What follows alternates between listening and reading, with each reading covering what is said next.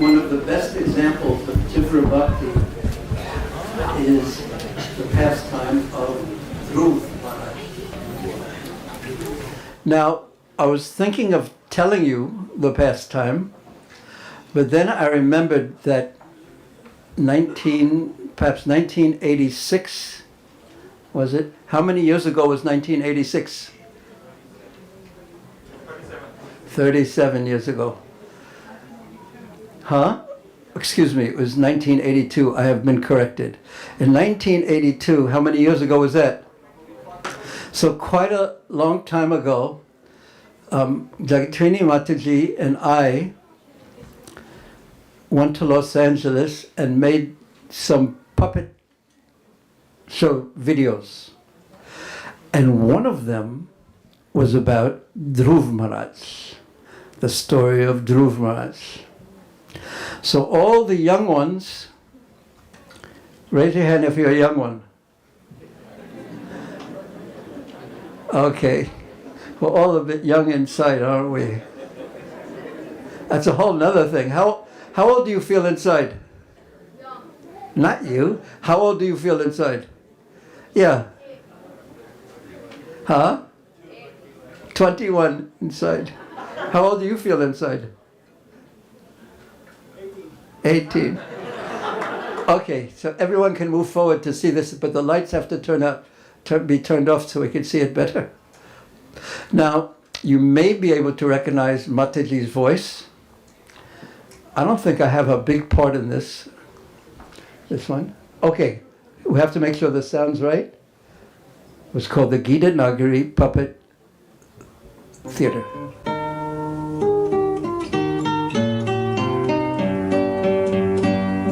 Once, there was a king named Uttanapada who had two wives, Suniti and Surichi. Surichi, King Uttanapada's younger wife, was the king's favorite. Suniti was not at all favored by the king. One day, Surichi's son Uttama and Suniti's son Dhruva were playing in the throne room. Dhruva, come over here. I want to show you something really good. That's certainly wonderful, Uttam. Let's play over here. Their Royal Majesties, King Uttanapad and Queen Suruchi. Father!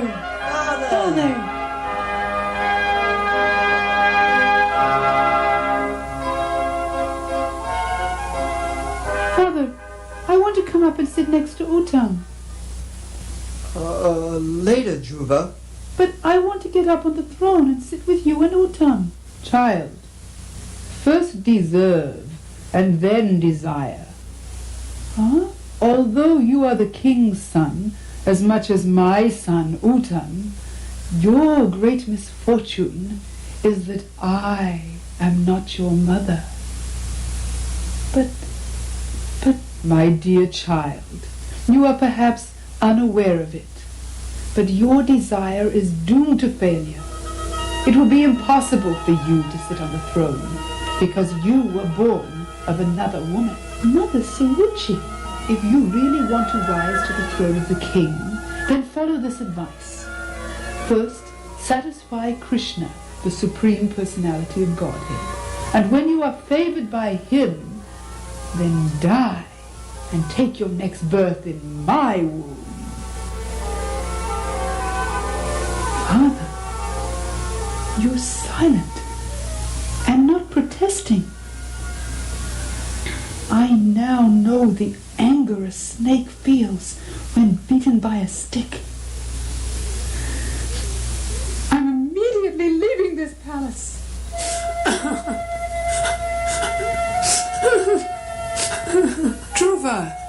Dhruva, what's the matter? Have you had a fight with Uttam? No, you're trembling in great anger. What happened? Why are you so angry? And why are you crying so pitifully? Calm down and tell me what happened. Queen Suniti, I'm sorry to have to be the one. While the king was sitting on his throne, Uttama climbed up to sit with his father. Dhruva also wanted to sit on the throne. As the harsh words spoken to Dhruva were repeated to Suniti, her heart burned as if in a forest fire, and her bright lotus-like face filled with tears. Dhruva, listen to me. Yes, mother. My dear son, don't wish pain on others. For those who cause pain must one day themselves suffer from that very pain. But Mother Suruchi spoke so harshly to me. She made me so angry. Although it's hard to accept what Suruchi has said, it's true. If you wish to sit on the throne, give up your envy and worship the Supreme Personality of Godhead Krishna. Will that help me sit on the throne? You've come to me, insulted by your stepmother, crying for help, but I am unable to do anything. But Krishna can help. He's so kind to his devotees, and his kindness surpasses the kindness of millions of mothers.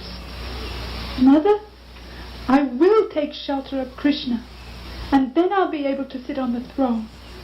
I'm leaving the palace to find Krishna. Thank you, Mother. Goodbye, Dhruva. I pray that you will place the Supreme Personality of Godhead within your heart, and thus everything will become easy and successful.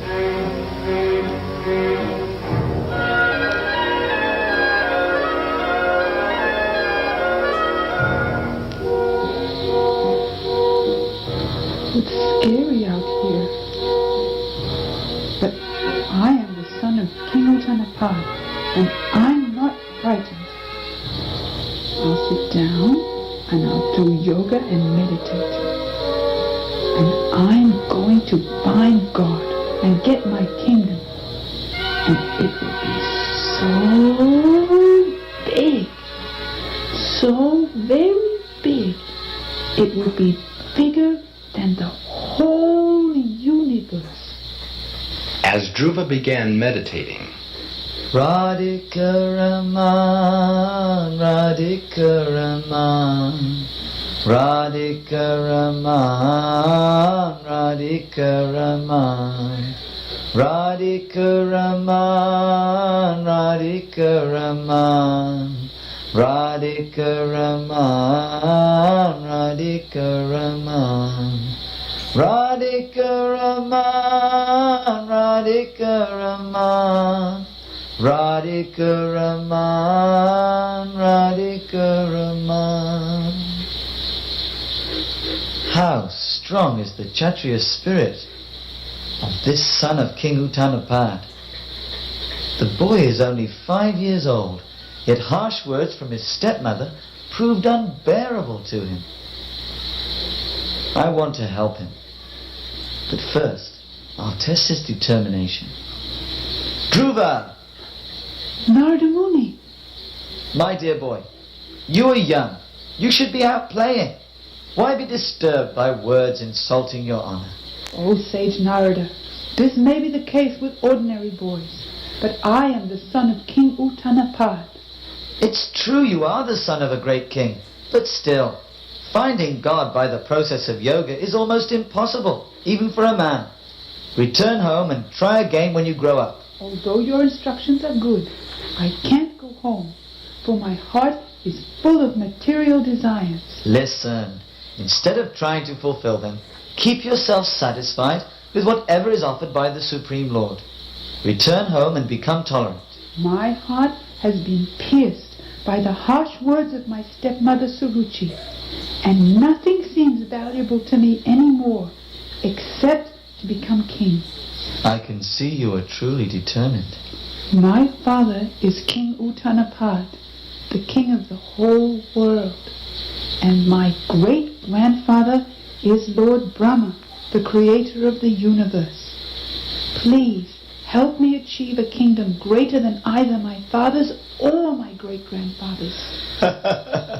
Your demand to have a kingdom greater than the universe is that of a playful child. Practically, it is impossible to achieve. Yes, Narada, it is practically impossible, but with your blessings, Krishna will be pleased. And if Krishna is pleased, then I can achieve even the impossible. All right. So immediately go to the bank of the Jamuna river in Vrindavan. Bathe in the river and become purified. Practice yoga. But while practicing, meditate on the Supreme Lord who lives in everyone's heart. And chant this mantra. Om Namo Bhagavate Vasudevaya. Om Namo Bhagavate Vasudevaya. Again. Om Namo Bhagavate Vasudevaya. Good. Also, construct a deity of the Lord and offer him fruits and flowers. Dhruva, follow my instructions and you will reach perfection, and you will achieve your desires. You may leave for Vrindavan. Thank you, Sri Narada. I think it wise to visit King Uttanapad and see how he is faring. Radhika Raman, Radhika Raman, Radhika Raman, Radhika Raman, Radhika Raman, Radhika Raman, Radhika Raman. Why have I acted so foolishly and rejected my son? Maybe he's cold or hungry. Maybe he's been attacked by wolves or lions, alone in the forest. Because of my hard-heartedness. Dhruva, my son Dhruva, let my kingdom go to hell. Hare Krishna. Narada Muni. King Uttanapad, you appear distressed. What is troubling you? Because of my cruel behavior, my son Dhruva has left the shelter of my home. You need not worry about it. But he's alone in the forest. He may be hungry or hunted by wild animals. Who's there to protect him? Great souls like your son are never unprotected. But Dhruva is only 5 years old. Although only 5, because of his determination to find Krishna, his mission will soon be successful. King Uttanapad, do not fear for Dhruva. It will not be long before you see your son again. After Dhruva Maharaj arrived in Vrindavan, he began worshipping the Supreme Personality of Godhead. He first ate only fruits and berries, and then only dry grass and leaves. In the 4th month, he mastered the yogic breathing exercises, and thus breathed only once every 12 days. By the 5th month, Dhruva Maharaj was able to fully concentrate on the Supreme. As he captured the Supreme Personality of Godhead within his heart, Dhruva became heavier than the heaviest. What's that? The universe seems to be trembling. What's causing it? I don't know. Help! Help! Help! Help! Maybe it's the time of destruction. Getting worse. What should we do? Steve is meditating nearby. Let's go. Help! Lord Shiva! Help! Oh, greatest of the demigods, we are frightened by this universal trembling. Please, please, please. Help! Help! Help! O demigods, although universal destruction is caused by me, its time is not yet here. I am not causing this shaking of the universe. Since Krishna is the Supreme Personality of Godhead, and since he controls both the material and spiritual worlds, let us approach him. Frightened and choked, the demigods took shelter of Krishna, who informed them that their distress was caused by the severe austerities of the boy devotee Dhruva Maharaj. Assuring the demigods that he would stop Dhruva and thereby save them, the Lord went to Mahavana forest in Vrindavan. As Dhruva meditated, the brilliant form of the Lord suddenly appeared. Dhruva was stunned and could not say a word. To help him, the Lord blessed Dhruva by touching his head with his conch shell. You are the supreme and the creator of the material world. Foolish persons such as myself desire things other than your service, and thus they pray to you for useless enjoyment. Lord, worshipping and serving you is better than becoming a king. I understand that now. Please protect me, for I am your devotee. You have completed your vows, and I shall fulfill the desire within your heart. You will rule earth for thousands of years without becoming old, and thus you will enjoy regal happiness on this planet. And when you die, you will remember me, and will attain dominion over my planet, the indestructible glowing pole star. Alas, how foolish I was for approaching Krishna for a kingdom.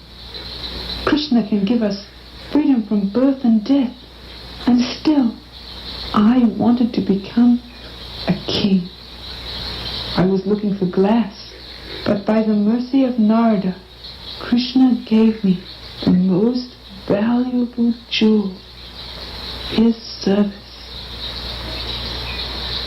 I will go home now.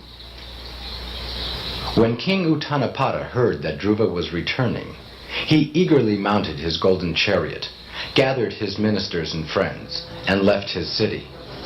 As his procession approached a nearby forest, the king saw Dhruva. With great haste, he dismounted his chariot and embraced his long-lost son. Dhruva! Dhruva, you've returned! You've returned. Please forgive me. I didn't mean to. Don't apologize, Mother. I feel no malice. Long may you live, Dhruva. Long may you live. My son. My son. I have a great hero for a son. I missed you so much, Dhruva. But at last my misery has ended, for you are coming home. Let us now go back to the city, where the citizens are waiting to celebrate your return.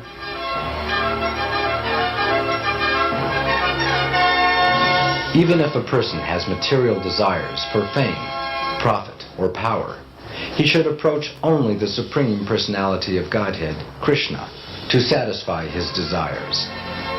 Anyone who hears the narration of Dhruva Maharaj and repeatedly tries with faith and devotion to understand Dhruva's character attains pure devotional service, and by such activities he diminishes all the miseries within his life.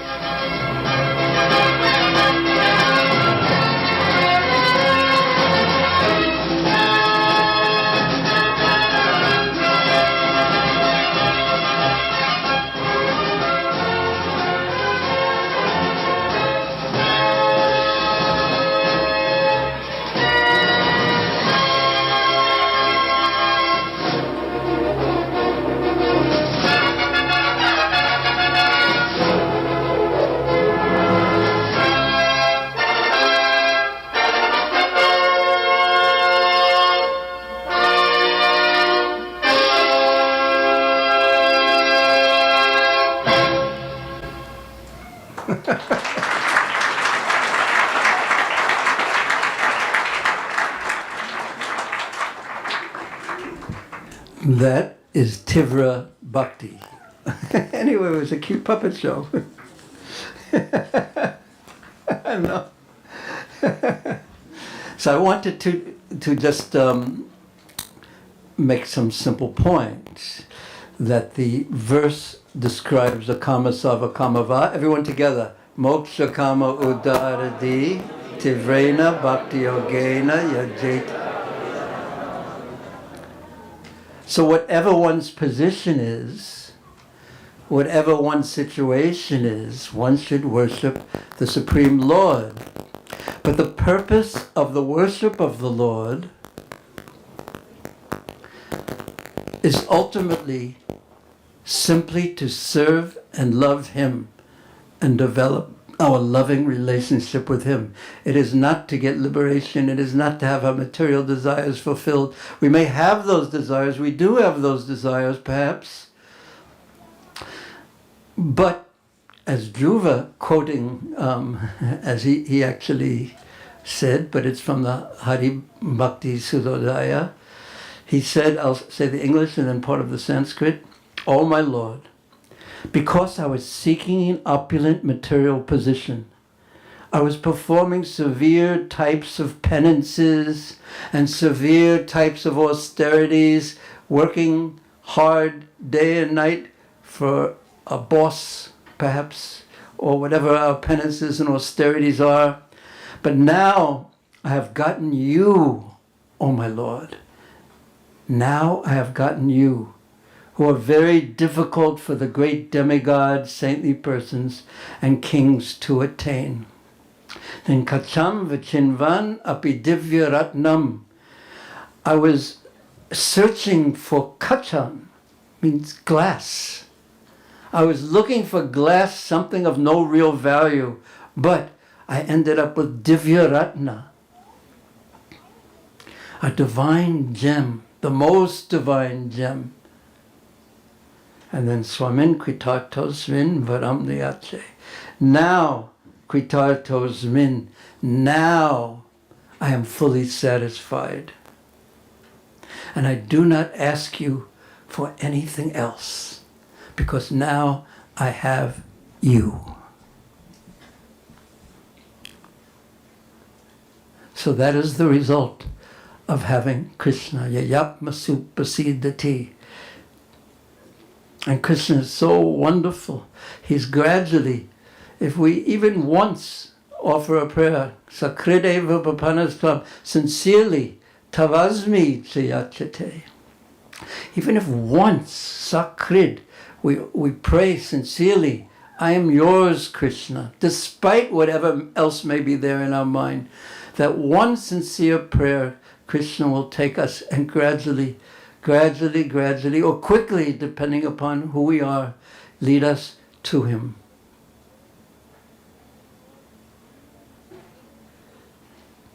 Now, having seen Krishna, Dhruva Maharaj said, as the perfect exemplar of Tivra Bhakti, so powerful, so intense, so focused, that his great material desire to have a kingdom greater than the universe, a childish desire. He got the desire, but then he saw it, this is glass, as opposed to the Divya Ratna, the most valuable jewel of you, of your association, of your service. So let us move to our next 15-minute segment, where Prabhupada will speak something about this verse. Please listen carefully. And please listen carefully. I'm going to ask you when it's over, this segment is over, what struck you, if anything struck you, or what did you find in this? And this will be for the adults too. So please listen and watch. 1972 in Los Angeles, Prabhupada speaking. Can't see. Angle.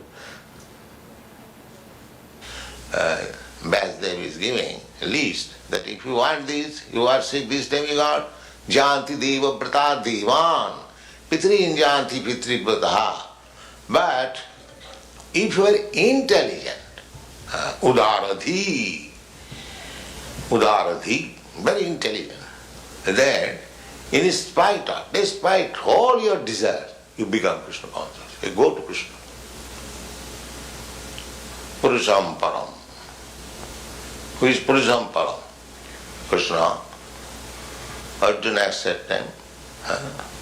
Param Brahma, Param Dhama, Pavitram Paramam Bhavan, all Paramam, Supreme. Purusham, you are the Supreme Person. The same thing, Purusham Param. The Brahma Sangita,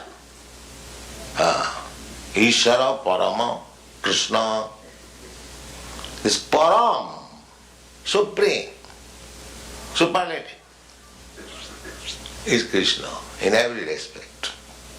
He is the supreme part. Purushottama. Uttama. Nobody get at that, Krishna. So, here it is commanded that even if you have got desires, all kinds of desires, there are varieties of desires. When you want Jnana Siddhi, Yoga Siddhi, Karma Siddhi, or Dhyana Siddhi, simply go to Krishna. That's all. Jat karosi, jat juhosi, Krishna also says. Jat karosi, you want to do something. This is all activities. Either you are karmi, jnani, or yogi, there are activities. The meditation, so-called meditation, that is also another activity, mental activity. So, why it is recommended like that? They are not devotees, they are sarvakama. If they go to worship Krishna, there is facility. Just like Dhruva Maharaj. Dhruva Maharaj, he was sarvakama. He wanted material happiness. He was insulted by his stepmother. He determined that I shall have such kingdom which even my father also did not enjoy. My father's wife has insulted me, I shall show him. This kind of determination is there, and that I shall show him. So it was sarvakama. When Narad approached Dhruva Maharaj and informed me, my dear boy, you are a prince, you are so delicate, you cannot accept these troubles of living in the jungle. It is very, very difficult. Great sages, they could not. You better go home. And when you get old, when time will be right, you can come. Now you go home. So he was a son of Kshatriya, he was so determined. He said, my dear sir, I thank you for your instruction, but I am so rascal, I cannot accept. Yes. I am Kshatriya. Your this Brahminical instruction will not be acceptable by me. So if you can give me any mantra by which I can see the Supreme Lord, just talk of that. I want to see. Yes. Then Narada Muni saw he is so determined, he is not going back. They gave him Om Namo Bhagavate Vasudevaya. Chant this. And he saw Krishna, Vishnu, within 6 months. He was so determined. But when Krishna offered him, now you ask me whatever you like, you can take from me. You have undergone so much severe austerities, you can take. So you are sorry. Now, Samin Kritatosmi Varangana Jache. My dear Lord, I have no more any desire. I don't want anything. I want everything. Not only everything, more than everything. I have seen you. So I don't want anything. You see, this chance is there. Even with your karma, desires, you execute devotional service, make connection with the Supreme Lord. A time will come, you will become akama, namo. A time will come. Therefore it is commanded. Not that Sarvakama goes to Krishna and simply bothers him, give me this, give me this. No. Let him talk like that, give me this, give me that. Krishna will see to that.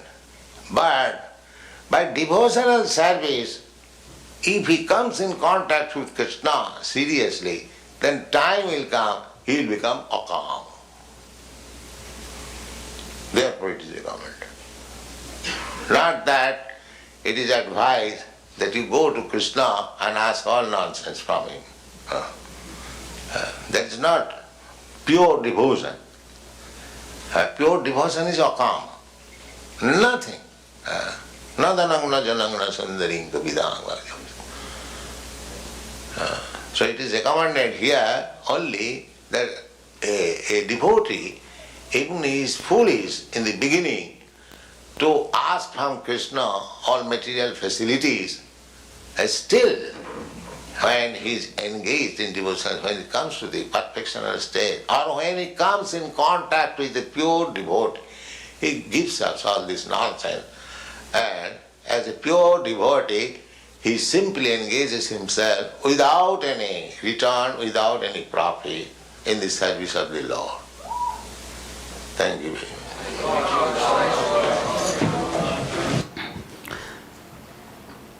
Any questions? Or what struck you in that? What struck you in that? Raise your hand though, please. Yes. What's your name? I'm sorry.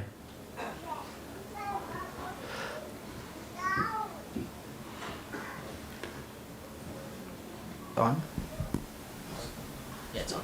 Hare Krishna. Oh. Hi. What's your name, please? Pavitra Kirti Das. Okay, thank you. A point what struck you? Srila Prabhupada was saying that you cannot, because Dhruva Maharaj was Kshatriya, and Narada-Muri's instructions were that to like a Brahmana. So you're saying that you sort of have to instruct someone according to their nature to help them progress towards Lord Krishna. So I thought that was really nice, that point he made. Thank you. Thank you very much. Anyone else? What struck you? Yes, we have to wait. Hare Krishna Prabhu. Hare Krishna Maharaj, this is Yamuna Jivan Das here. What struck me, the point is that Prabhupada is saying that although today you might be sarvakama, you might be full of desires, but when you approach Krishna and when you practice devotional service, one day you will become a kama. So that's a hope. The hope. Thank you. Anyone else? What struck you? It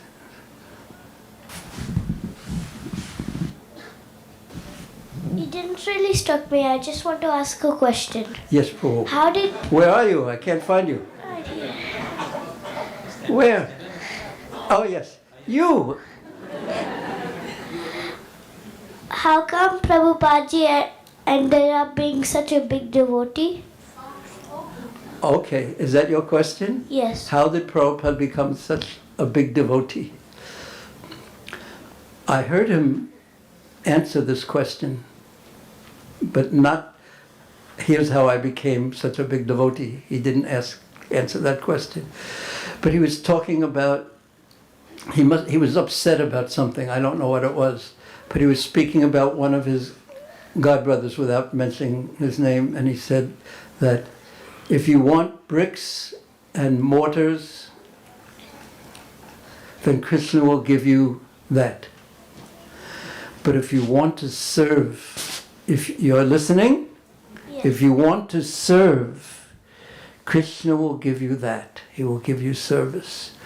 So there is the key. What we want, yayatamam papadyante, Krishna will reciprocate and give us what we want. But if we really, really want to serve him out of great love and devotion, he will give himself to his devotee. So Prabhupada became such a powerful, wonderful devotee because of his very deep desire to serve his Guru Maharaj, Sri Chaitanya Mahaprabhu, and Sri Krishna. Okay, thank you, Prabhuji. You're welcome. Did anyone else, or does anyone else have a question? We'll have time to discuss all the way. No, you already spoke once, but if there's someone else, anything struck you? Yes. Even before the microphone gets there, because it may take a little time. When you're in school, little one, little flower, when you're in school, do you ask a lot of questions too? Yeah. This is like a class, yes? A school class. Hare Krishna, Bhurijana Prabhu. In the part 2, you had mentioned that when we were talking about the akam, there'll be time for more questions in general after. But is there anything in what Prabhupada said that struck you? Not from here, not this one. Okay. How about it when he said, if you have any other nonsense desires, after giving us, okay, whatever it is, you approach Krishna. Okay. Then he just said nonsense desires about that. That struck me. Yes. Hare Krishna Maharaj. But we'll get you after to ask your question. Yes. Okay. The first sentence that Prabhupada spoke, that if you're intelligent, then in spite of all the desires, we will take up to Krishna consciousness. Yes. So I see here like we can control our mind by using our intelligence. So that's a very difficult task. So the first sentence that Prabhupada spoke struck me a lot. And also Dhruva Maharaj's determination. So even if we use our intelligence, but if we're not determined and serious, so it's very hard to take up this process. Now, what makes a person determined? It's again the desire here, as we see with Dhruva Maharaj. Do you have children? Yes, Maharaj. How many? 1. How old? It's 12. Where is he?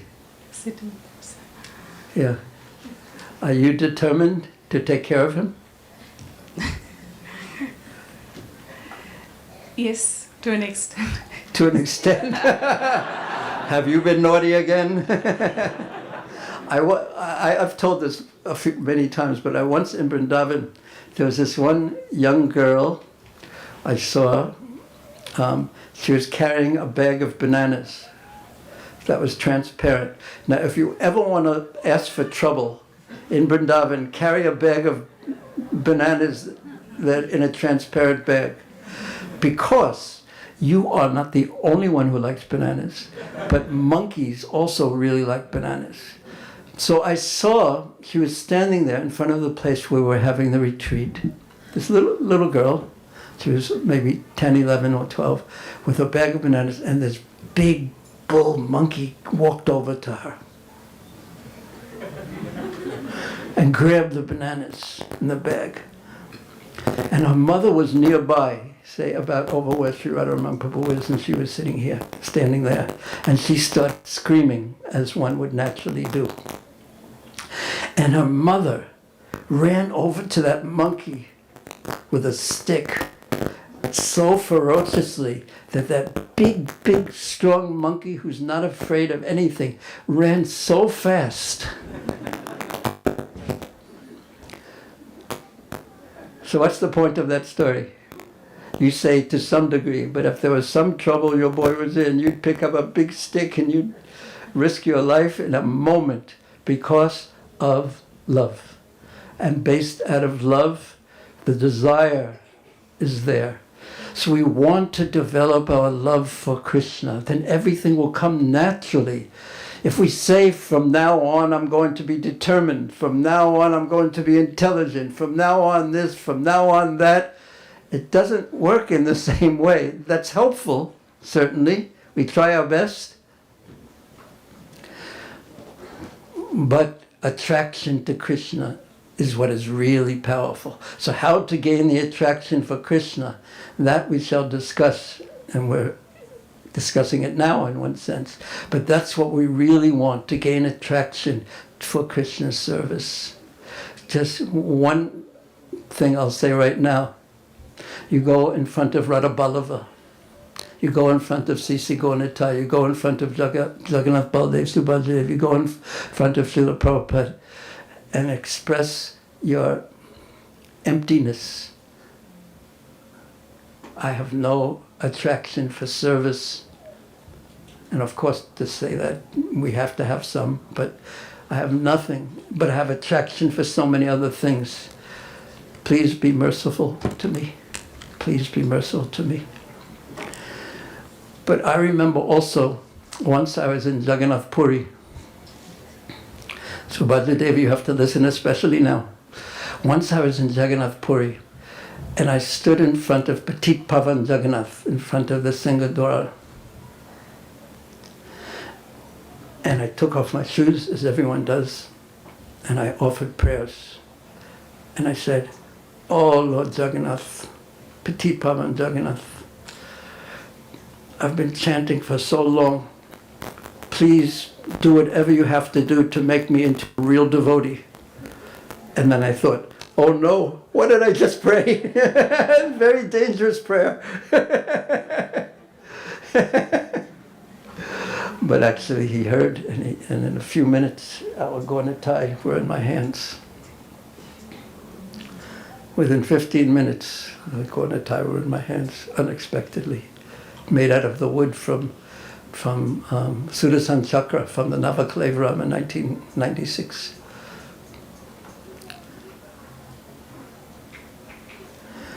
Okay, any last question? Yes, Prabhu. What's your name? Smith. S-M-I-T. Okay. Hare Krishna. Hare Krishna. One thing that struck me is that there should be strong determination, but at the same time, that determination has to be guided by a devotee, so that can guide direction to the Krishna somehow. Hare Krishna. But isn't it a wonderful point? But isn't it interesting that if we're determined, like Dhruvama was determined, that attracted Narada Muni? Yes. So which comes first? It's hard to say. We should just, yeah. Mercy. But was it Dhruva's mercy that made him so determined? Was a slap?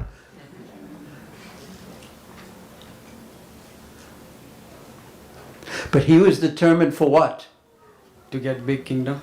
But what, and where did he go? In the forest. And not only did he go to the forest, why was he in the forest? Not only lions and tigers. To go to Krishna and ask for the... So he was going to Krishna somehow or another, and that was his determination. And that determination attracted Narada Muni's mercy. And Sri Chaitanya Mahaprabhu would read this pastime and the pastime of Prahlad Maharaj hundreds of times, and tears would pour from his eyes,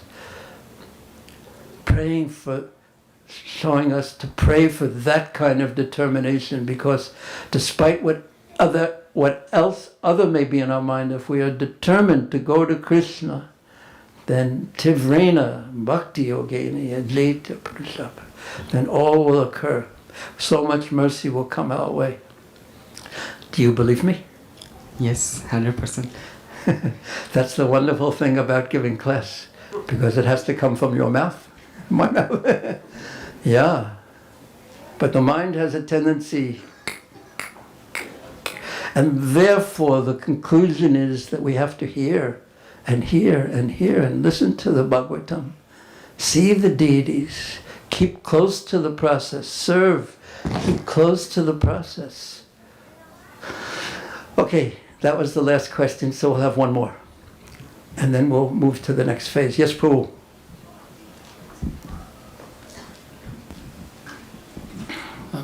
Hare Krishna Maharaj. Hare Krishna Prabhu. One of the nice points that I found is Prabhupada says that devotee, maybe he may feel a foolish in the start, he may feel as a foolish, but as he progresses, he definitely finds. That's what he's explaining about Tivrena Bhakti Yogena. So that foolishness is nothing but we during the practice we also tend to have a lot of material desires mixed with thinking that is bhakti. So that becomes lakama sarva kamava. So in that way Prabhupada was nicely explaining that one fine day he's definitely will get purified through the process, because process is perfect. Thank you. Okay, thank you very much. We'll have, now what we should do is,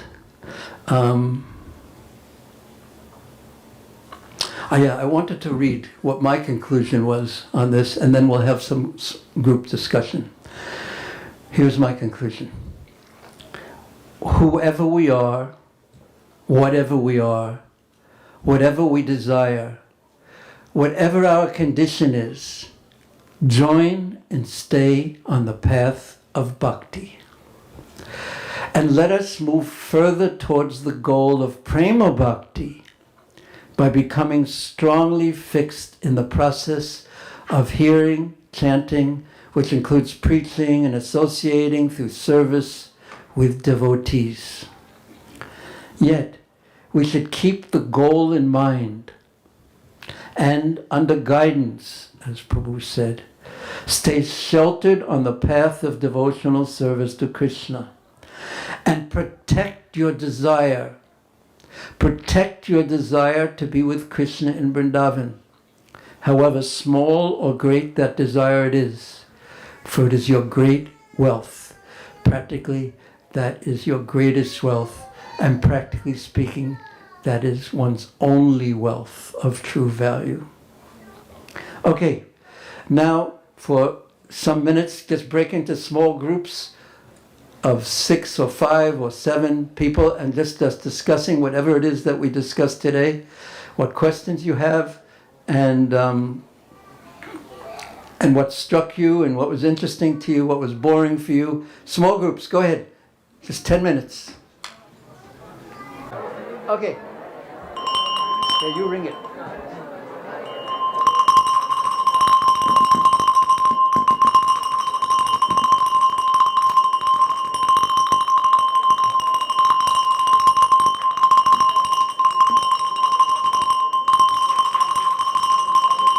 It's time for all the cows to come home.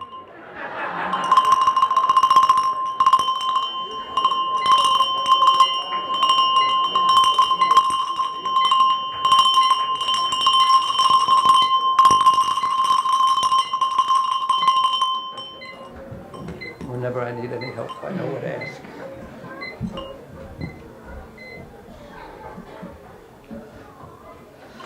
Hare Krishna.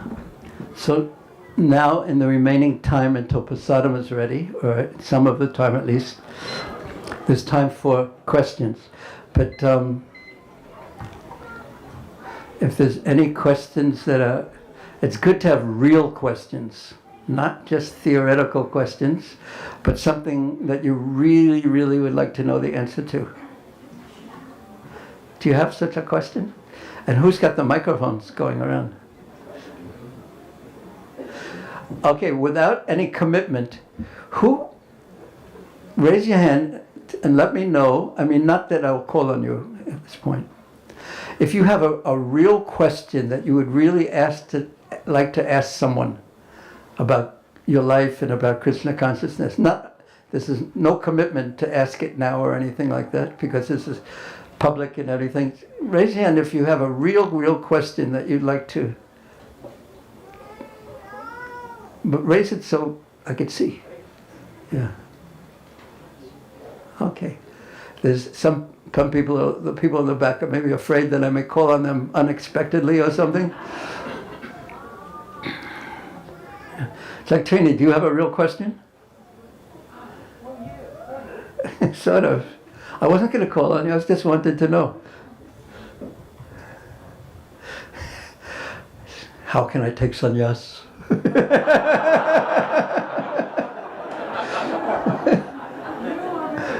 You. No, dear, I don't want to take sannyas. Okay. Does anyone have a question that they would like to ask in this public forum, based on maybe something that they've heard today, or in general even? Raise your hand. Yes, there's a sincere question. Hare Krishna. So happy to see you. But should we wait for the microphone to appear?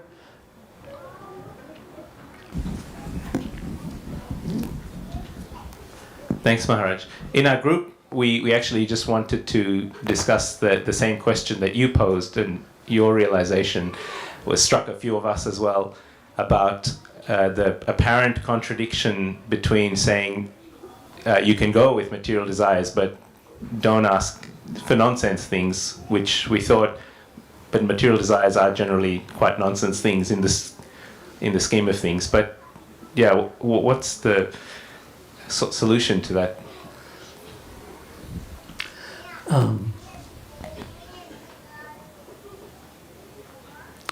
Give me a moment, please.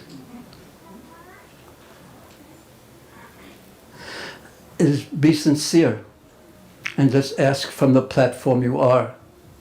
You're actually honestly on. But turn to Krishna. Turn to Krishna. But turning to Krishna has its danger, one could say, is because you're placing yourself in his hands to some degree. So we want him to fulfill our desire, perhaps, in the way that we want him to fulfill the desire. But Krishna is the independent Supreme Personality of Godhead, and he does what he wants. But he will give you what you want, but he will do it in such a way that that desire no longer will be an impediment for you moving towards him, or he will remove it. Oh Lord, oh Krishna, I've been told to come to you even though my desires are petty, small, as Prabhupada said. Prabhupada is so cutting nonsense, because we can look at our material desires and then in the face of eternity they seem so nonsense. If we took our life, the movie of our life from birth to the end, and say if the movie would in real time would be 80 years, and if we sped it up till 4 minutes, the whole thing, how significant would our successes be, and how significant would our failures be?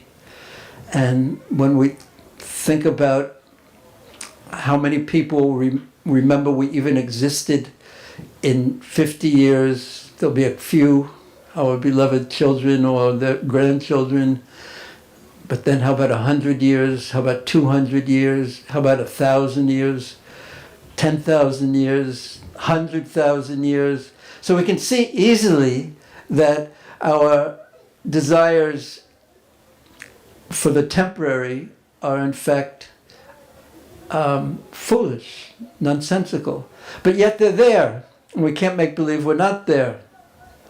And a difference between the culture that Prabhupada was really speaking from, the whole culture, and the culture in which we live in, is that the culture of the old Vedic culture saw everything from the perspective of eternity and the eternality of the soul. So it depends on your perspective how valuable or invaluable things are. The little children, when they're playing in a sandbox, and one has the shovel and the other one wants the shovel, and it's so significant, and the parents just look on and say, no, here's another shovel, just be peaceful, and it's okay, or distract them, look over here, look at that, look at that. So the Vedic culture really had that perspective on our life, and it also was based on the eternality. It was based on the fact that we're eternal, and we transmigrate, change bodies one after the next. And I would say the Western culture has a completely different perspective. So we have to ask, what is my perspective on life? And while we still have these these desires, perhaps, and we turn to Krishna for them, it should be with all humility. And then maybe we'll ask, maybe as you fulfill the desire or neglect it, please be a little gentle with me, because I don't have very much capacity for, but very open-hearted and honest. That's relationship. Usually in our relationships, it's only with the people we are most intimate with, the people who we know love us the most and trust us and we love the most, but we really tell them everything. And maybe there's no one in the whole world will tell everything, because we're afraid if we tell everything, no one will ever talk to us again or something like that. But with Krishna, we should be open and sincere and honest. And we should be open and sincere and honest. Even though we can see ourselves sometimes like little children fighting over or desiring to make a sandcastle that's bigger than the next person's sandcastle or something like that. But what to do? This is what I am. And then another point in this, which I think is a very practical point, is that let me at least use it in Krishna's service.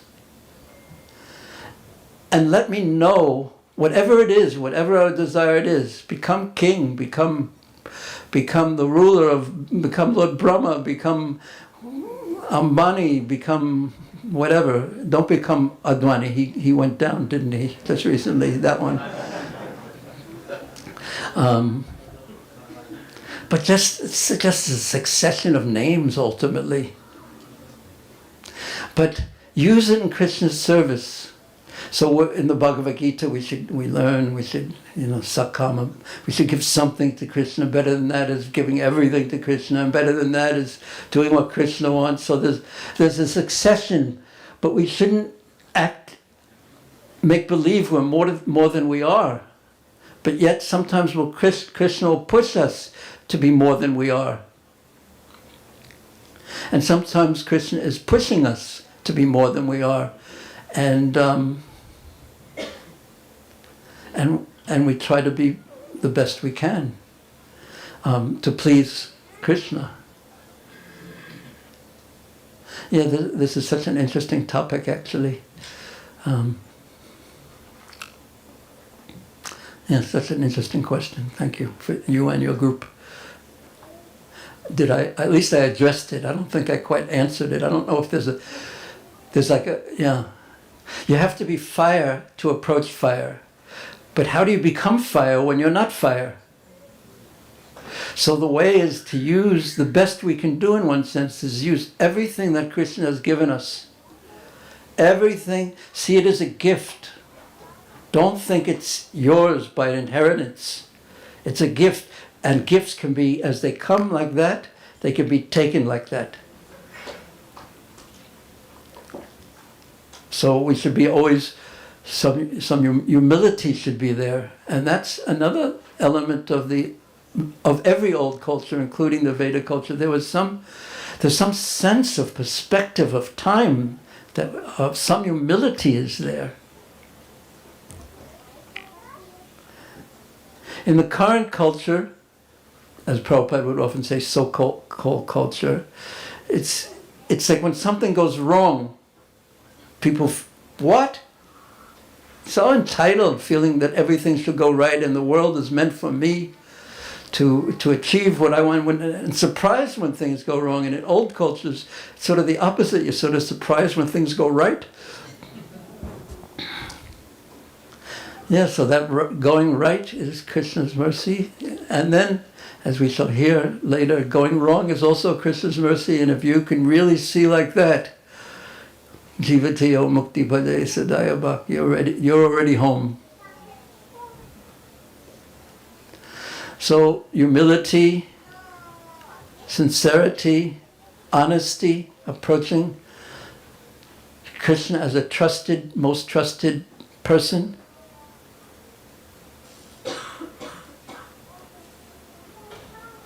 You know, I've had this experience. I won't tell details because it's too me and private. But things that I was thinking when I first started chanting, later on, Krishna gave me, and they were such nonsense, ridiculous, conditioned, wanting attention type of things, and feeling very. Then later on, in when I'm more adulty, more mature, thinking, you know, how foolish. But at that time, I couldn't see it, and it was too much in my consciousness. But what could I do? You can't. It's the rare small child who acts like an adult. Sometimes, like Sripad Shankaracharya took sannyas at 8 or something like that. He knew the world for what it was. Yeah. But it's a very interesting question. And one other element that is, for something like that, when it comes really to something personal, well, how should I act in this circumstance? Then you have to go to a doctor. You can't just hear the general instructions and prescribe for yourself. Then you go to the doctor and he goes, this is the medicine that's best for you at this point in your life. Because what we don't want is to go like this, yes, and then boom, and flip back with so much trauma in our system that it will take us births to recover and try again. So in general, slow and steady is the best way to go. But you should, once you keep one's mind on the goal, just like when you drove here, if you didn't have your Google Maps open, or even if you did, your consciousness is on the road, but a little bit ahead. But you really always know where you're going to, where you're trying to achieve, where you're trying to get to. You keep your mind always a little bit ahead when you're driving, not on the exact patch of land that you're driving over, unless it's a very dangerous icy path or something. But we keep the goal in mind. We keep the goal in mind.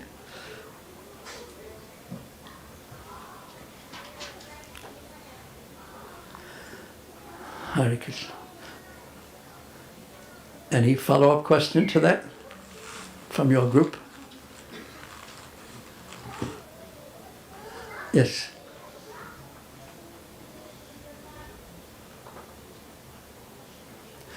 One question is, because what we don't want is to go like this, and then like this, and then like this, and then like this, or even just like this and like this. But sometimes Krishna, we think my capacity is here, but Krishna will push us because he sees something in us that maybe we don't see. Yes, Prabhu. Hare Krishna Maharaj, thank you for being here. The question is, what is the difference between being tolerant and determined in the case of Dhruva Maharaj? Here we see that Narada Muni, he advised him that you just become tolerant and just go home. It's quite understandable that your mother said something like this, but just be tolerant. But then instead it shows that he was determined. And that's glorified. Yes, and that's glorified. So what's the difference being tolerant? Well, let me ask you, what did Narada say? Sorry, I'm not getting... What did Narada Muni say to Dhruva after he told him to be tolerant? What did Narada Muni say to Dhruva? Yeah. After? After he told him to be tolerant, he instructed him to be tolerant. And then when he didn't listen, then he said, well, I see you are determined. You are so determined. You are so, yes. You are so determined. You have, what is the Bhagavad Gita verse about Kshatriya's determination? What's the Sanskrit? Huh? What's the whole verse about Kshatriya karmas?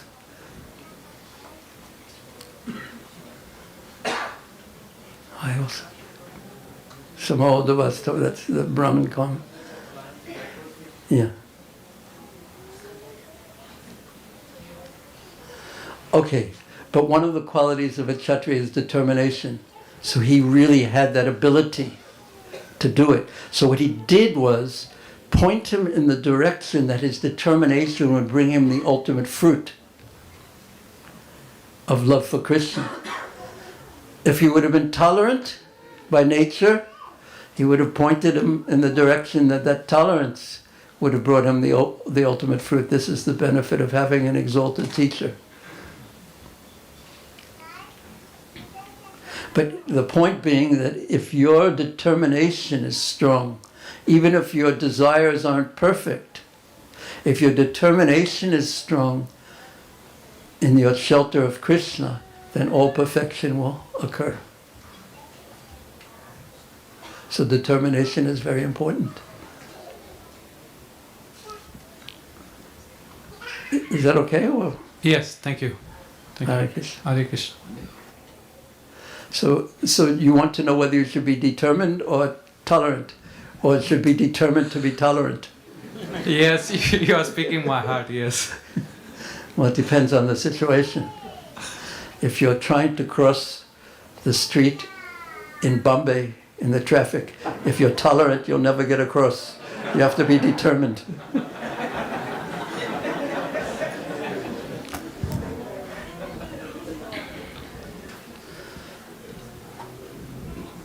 Thank you. What to speak of Bangalore? But Bangalore is easier because there's so much traffic, it's stopped all the time. So you can just easily walk across. Yes, who had a question over here? Yes. And then if there's a Mataji who has a question, we'll ask one of the Matajis after, right after. Yes. Like Prabhuji, Danvat Pranam, Hare Krishna. When Dhruv Maharaj went to the jungle, and Narad Maharaj came and guided him. Same with us when we come to temple or came to retreat today, our mind is so determined.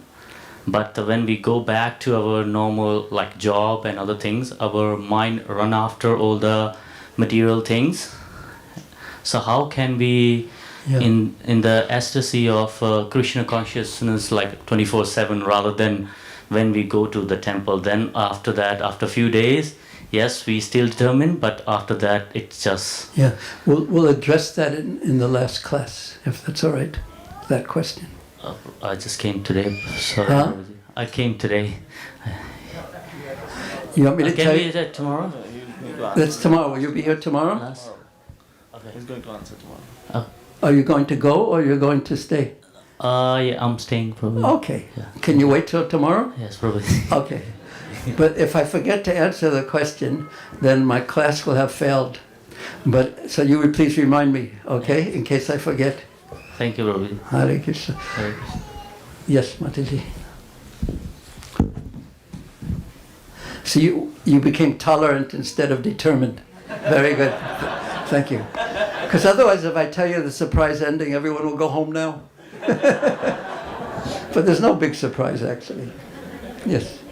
Hare Krishna Maharaj, in context of Kama Sarva Kama Valo, like, Prabhupada was saying that even with all nonsense desires, it's okay to approach Krishna and then Krishna will purify and, when somebody will become a Kama eventually. How do we distinguish between Sarva Kama and conditioning? Like some conditioning we might have from our, years before Krishna consciousness, and they might not be exactly desires, but overcoming those conditionings to then come to a Kama platform. How do we distinguish and what's the process to get purified of the conditioning? Yeah, I also sometimes have that very same question. It's not like you have some material desire, but it's not really that you want to fulfill it, but it's just like a habit from this life or previous lives, some purva sanskaras, previous sanskaras. So one thing I've seen is that is that when you're in that situation, you say, whatever I did to cause me to have that desire, I don't want to do it again. So and then it's not that it's just removed magically by that or that conditioning, but this is parabdha karma, the karma that we come into life with. But Krishna and Jnana Yoga, the parabdha karma isn't removed. But in bhakti, it is. It's adjusted. And that's partially the subject of this afternoon's class, how really we're in Krishna's hands. And how, I once saw it in Melbourne in 1975, someone asked the question, and this is what I think the real answer to the question is. Someone asked Prabhupada, a person that I never saw before, he obviously had, because people from all over Australia used to come to see Prabhupada, and he wasn't a temple devotee, it didn't look like. But he asked Prabhupada, what happens if a Brahmana falls down, meaning one of the devotees who had Brahmin initiation? Isn't it better, and he comes back, isn't it better to engage him in some menial service like washing pots rather than to re-engage him in his brahminical duties? So he had something in his mind about someone, but it was a bold and somewhat challenging question to ask Prabhupada, especially in front of everyone. And Prabhupada answered that it's not up to you to decide a person's guilt or innocence. It's up to the spiritual master to decide.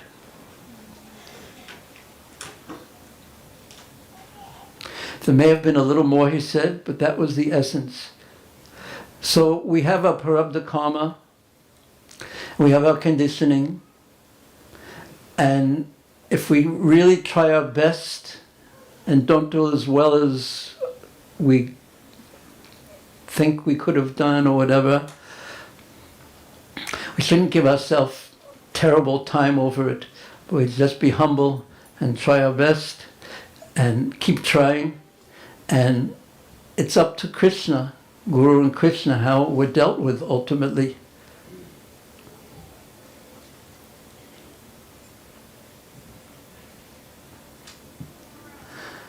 What do you think of that? Thank you, Maharaj. Is that reassuring? Yes, definitely. Yeah, it's not, Krishna consciousness is not, it's not like mechanical. Like, it's not, for devotees, it's not mechanical. We're dealing with a person. When if we're Mayavadis and personalists, we deal with something impersonal, we're dealing with nothing basically, and we get nothing back. Perfect reciprocation. But we're dealing with a person. And although when we look at the person as only as the creator, you know, in his relationship with the material world, it appears that he's very strong and he's harsh and everyone's going to die and on and on and on, and there's earthquakes and terrible diseases, on and on and on and on.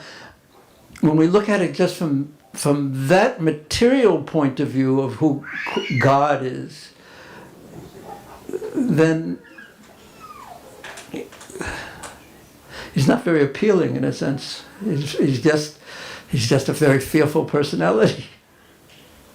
You better do the right thing, otherwise a piano's going to drop on your head or something like that, and who knows what. But Krishna is actually very soft and very kind. I've been reading that again and again and again and again. He's very kind. The laws of material nature that act harshly and are reciprocation with the improper activities of the souls of this world. But Krishna is very kind, and he deals kindly with his devotees. What do you think? If we trust that, and we need to trust that, I mean, not in the sense that we don't have a choice, but as life goes on, as we get older, if we don't trust that, we're going to be in tremendous, continuous, tremendous fear and anxiety. So how does one get that kind of trust? That is the subject of the third class, which we hint at probably in the second class this afternoon. And that's what life is about, how to advance.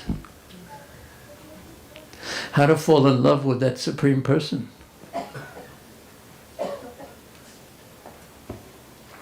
Okay? Thank you. How's the prasadam situation? We can't put you off again. Yes, Prabhu. Is this your question now? Is this? Yes. I'll probably speak up, Maharaj.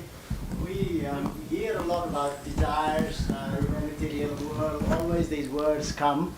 And I've got a simple question. What is the definition of a desire? Because we come here to this, and then we have to pay for the rooms, we have to put petrol in the car, go home, there's groceries, interest rates rising, we have to service the mortgage.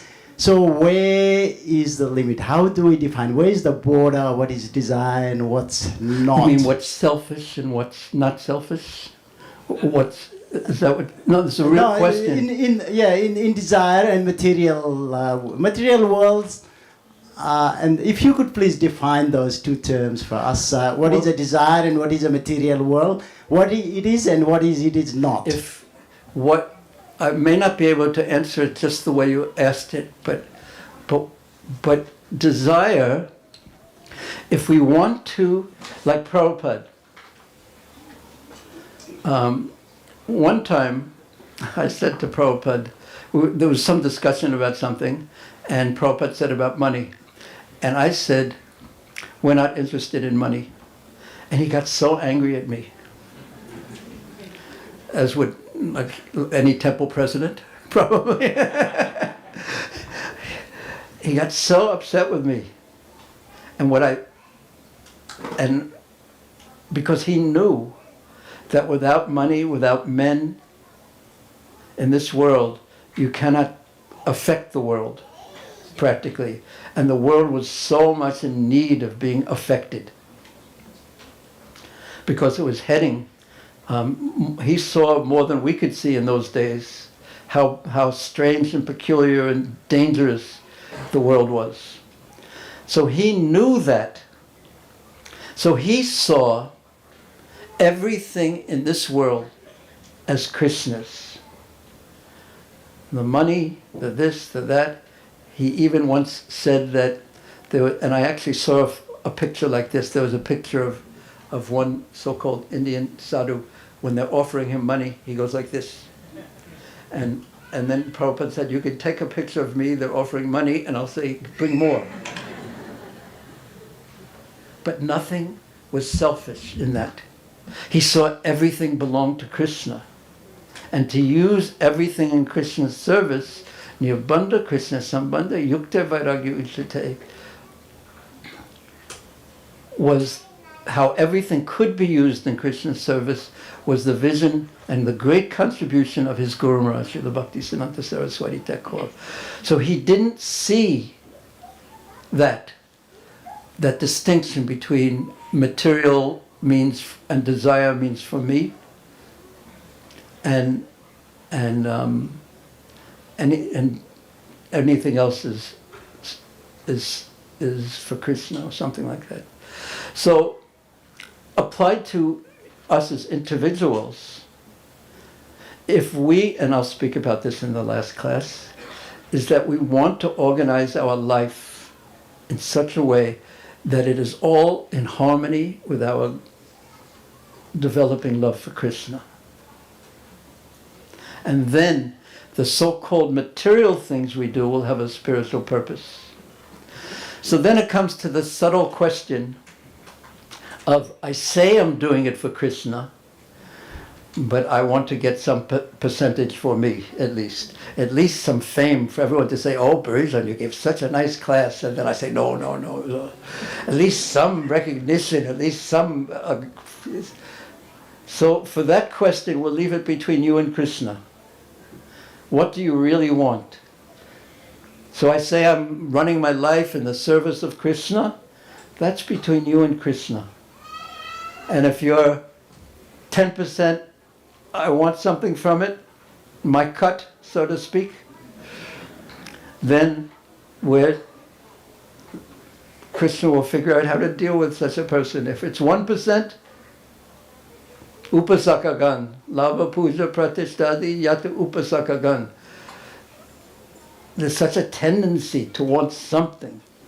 But Krishna is not purchased by someone who is serving, who wants something from him, because that's how we started this class. Vrindavan is such a place that you simply don't fit in unless you only are concerned with love of Krishna. So we have to work out, now we want 60% for me, 40% for Krishna maybe, or at least something, or maybe it's 90% for me and 10% for Krishna, or 99% for me, but we want to shift it. And then when we're on that level, and this will be spoken about in the final class, then we think the fear is, if I do everything for Krishna, who will take care of me? And we have to be able to answer that question honestly. And we see, there was one of Prabhupada told of one of his godbrothers, who was a university professor, and he would give his whole check every 2 weeks or a month to Srila Bhaktisiddhanta Saraswati Thakur. He wanted that mood. And then his wife would come to Srila Bhaktisiddhanta and he'd give her money. And when the devotee said, I heard this is true, said it to Prabhupada, that she would have to come and beg from Srila Bhaktisiddhanta Saraswati Thakur for the maintenance money, Prabhupada replied, she did not have to beg. He would give her whatever they needed. He was happy, she was happy, and the Guru was happy, who was such an exalted soul. But we can't imitate. But we have to see the limitation of have to keep the goal in mind and see the limitation of our limited desires, our lack of faith, our lack of... We should see it. Should be honest. To ourselves at least. Maybe we don't want to advertise it. But at least we should have honesty between us and Krishna. Is that okay? Hare Krishna. Okay, I think it's almost time for everyone's favorite song, Sarira Vidyajal. Thank you very much. So what time do we meet this afternoon? Okay. Srila Prabhupada ki jai, Srimad Bhagavatam ki jai, Nitai Gaur Premanande Hari. Srila Prabhupada Bhakta Vrinda ki jai.